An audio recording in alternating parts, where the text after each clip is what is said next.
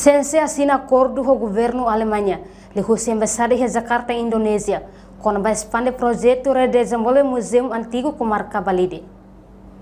Cerimônia assina acordo na RASIC realiza a sala encontro Sense Balidi, quinta-feira, Loren Ronald Racing Walo, fulan setembro, Tinane. Diretora Executivo Centro Nacional SEGA, Hugo Maria Fernandes Hateten, assina acordo com o governo Alemanha, para o projeto redesenvolve o Museu Antigo Comarca Balidi, atu continua a ser em atividade e a Centro Nacional SEGA. A ONU está assina a amenda para acordo maka Centro Nacional SEGA assina o governo federal da Alemanha, nema representa o embaixadora alemã, governo federal Alemanha em Jakarta, senhora Ida Lepel. Acordo para a cooperação Tina Rua 2023 ou 2024.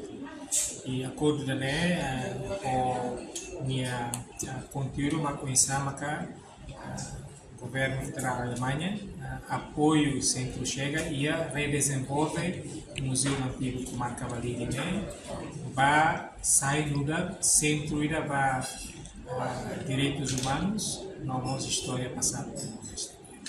O que tem orçamento de orçamento total é quase $400 mil.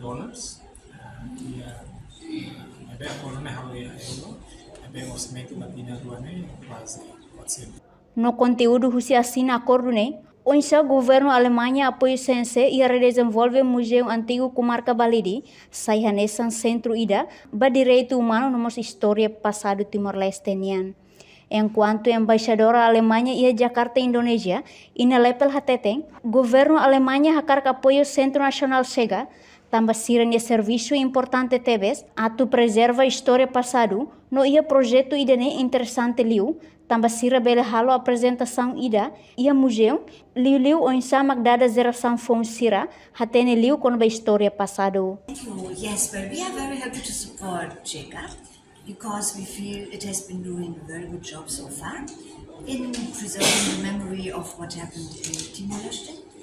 And we want to support the center's efforts to put this on an even stronger basis and to intensify the outreach to the young people, to schools, to universities, so that there is a good understanding everywhere about what happened, about the mindset, the structures, the rules that made the violence. Enquanto acordo idane duração tinan ruanian, o total orçamento nebe governo Alemanha apoia quase $400 mil.